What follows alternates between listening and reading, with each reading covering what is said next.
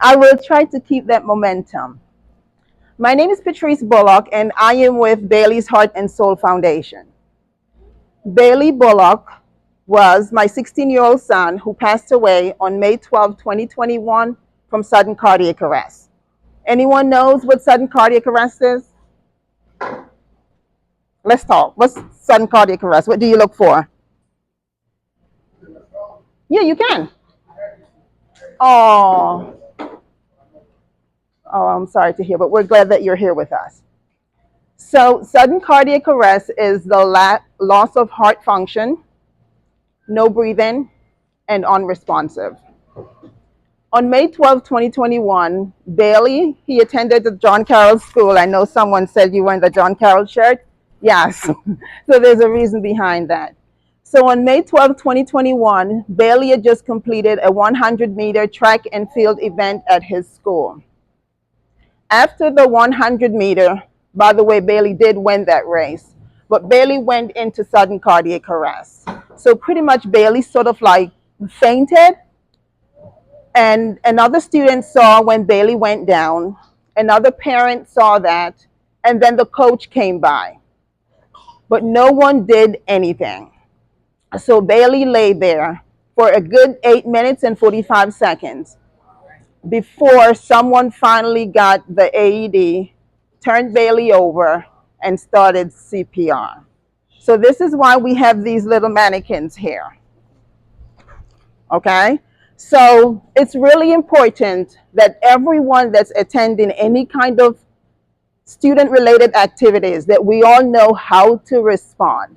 And again, similar to what Marty said, do not wait until you get on the field to figure out what do I need to do. There are so many other medical emergencies that we should know. If someone goes into cardiac arrest, what are the symptoms? What do I need to do? You call 911, but what should you be doing in the meantime while you're waiting for 911? So pretty much I will demonstrate CPR. And again, each person varies. Some individuals can be thin. Some individuals might be a lot bigger, right? So if someone goes down and they're laying on their side, you want to immediately turn that person over, because if I'm laying on my side, I can't breathe, okay? So once you turn them over, and with the American Heart Association, the latest research suggests that chest compression is just as effective as the mouth-to-mouth respirations when we're doing CPR. So therefore, don't be concerned that, oh, I have to give them 2 breaths. What you need to do is go right in between the nipple. Can everyone see me? Okay. And you're going to do deep chest compression. You want to go down at least 2 inches, 2 to 2.5 inches, because what you're doing, you are creating electrical activity that will communicate from the heart to the brain for that person. So that individual is relying on you, that father, that mother, that, cousin, whoever you are, to provide support for that child. As a parent, when I got that call that day, and by the way, I'm a family nurse practitioner. So when I got that call that day, it was during the midst of COVID, and I was basically giving someone else guidance as to how to handle a medical emergency, not knowing that my child, I cry every time, but not knowing that when I got that call that Bailey was being transferred to the hospital, I figured Bailey's 6'5", he's 186, thin, he's a wide receiver. So I figured that clumsy Bailey probably broke something. And I was okay with that, because that's what I was expecting, right? But as I drove to the hospital, which was only, I'm going to say 2 minutes away, but that 2 minutes felt as though it was 20 hours. Everything that could have gone wrong in the midst of driving for 2 minutes went wrong. The lights stayed on longer. They're normally green. This day, traffic was heavy. My significant other is a physician, so I'm calling him, hey, Bailey is at the hospital. He's like, I'm on my way. I'm on 95. Traffic is crazy, right?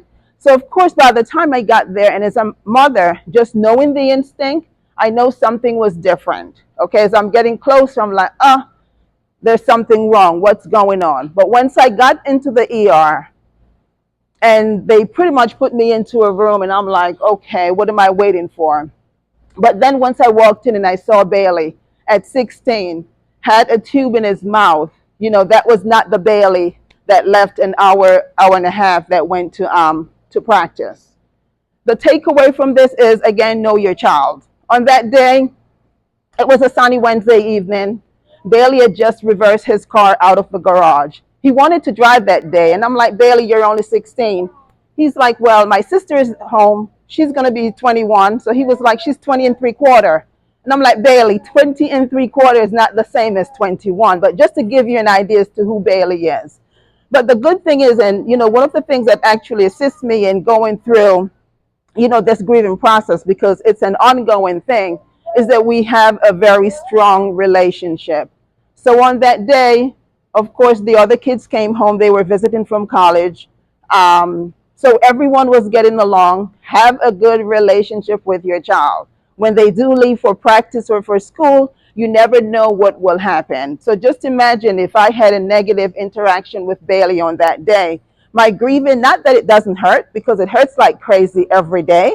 It's like a hole in your heart, like a donut. You're trying to get to the center, but you're just not getting there. And because you're not getting to the center, you're forever emotional. You're forever crying. I could be driving down the street and I'm crying, but I can also be smiling. Not because I'm crying, it doesn't mean that I'm sad. It means because I sincerely miss my child every day. Okay, so it's really important for us to have emergency action plans in place. Know what the signs and symptoms are. And not because it's not your child means that you should just ignore it. Be good parents, be stewardess, respond to those medical emergencies. Since Bailey's passing, this has become my new journey, my new life. Having a routine job is not necessarily important to me because money is not, money pays bills, right?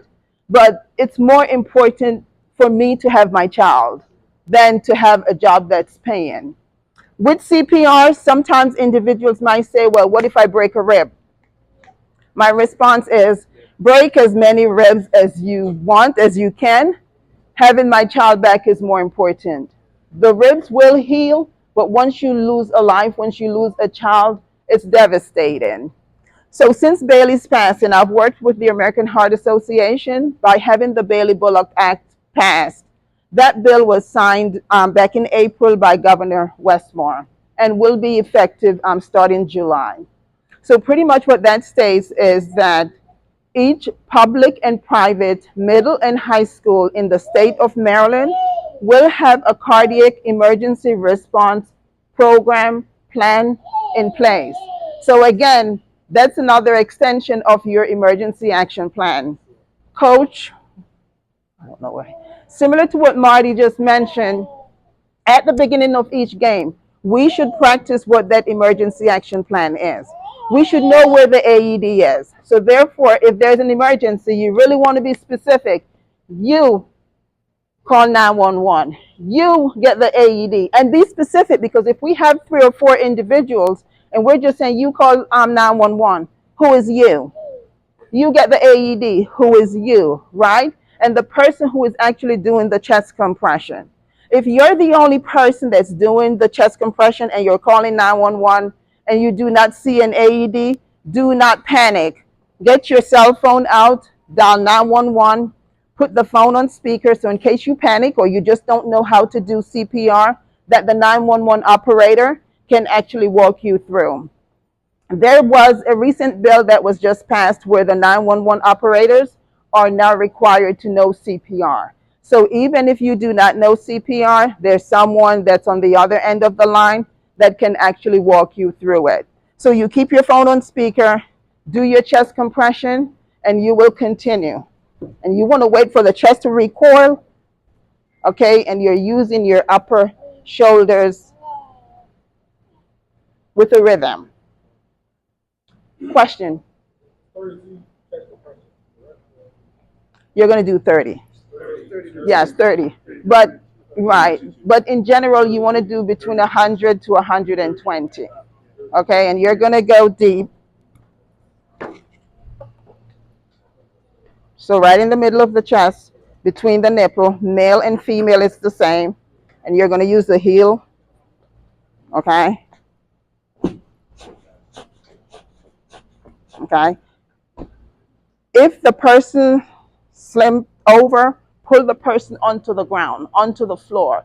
For practice purpose, we'll do chest compressions on the table, but in real life, the person, yes, you need a solid support. Questions?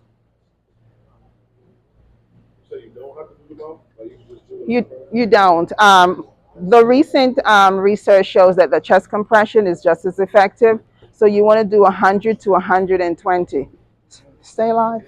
Stay alive. Yeah. Okay. So you have like a rhythm, right? A rhythm to it, and you'll do it until someone else who knows CPR comes along. You may have another parent or a coach or someone who knows CPR comes along, or until EMS arrives.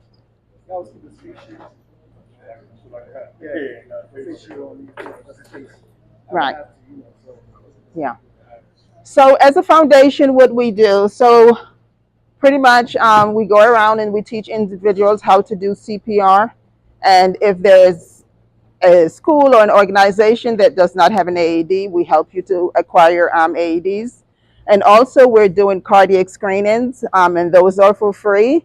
And that's basically to assist to identify any kind of cardiac abnormality that a routine physical does not pick up. Because again, insurance, it's a business. They don't necessarily do a cardiac screening unless there's a reason to conduct one. So that's one of the things that the Bailey's Heart and Soul Foundation does is cardiac screening, especially for young athletes. Every day, at least 1,000 individuals are impacted from sudden cardiac arrest. That means 9 out of 10 individuals will survive, but you never know who that one person is that will not survive sudden cardiac arrest. On that day, unfortunately, Bailey was that one person who did not survive sudden cardiac arrest. Okay. Any other questions? Alrighty, thank you so much for listening. Do you guys want to try? Okay. So you got to stand up.